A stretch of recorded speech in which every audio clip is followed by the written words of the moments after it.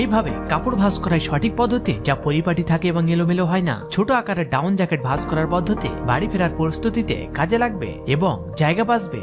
পশম কলার সহ down jacket ভাঁজ করার পদ্ধতি, এতে কলার আর নষ্ট হবে না। নরম বেস লেয়ার ভাঁজ করার উপায়, যাতে আলমারি থাকে পরিপাটি।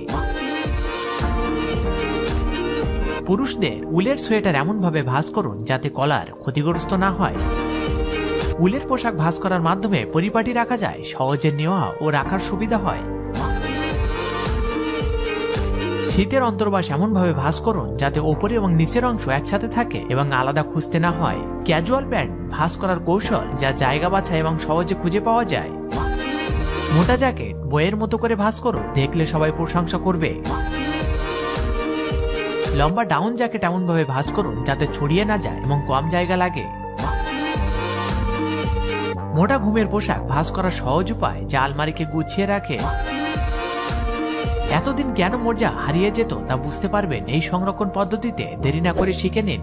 এখন কিছু লাইক সাবস্ক্রাইব পাওয়া যাবে কি?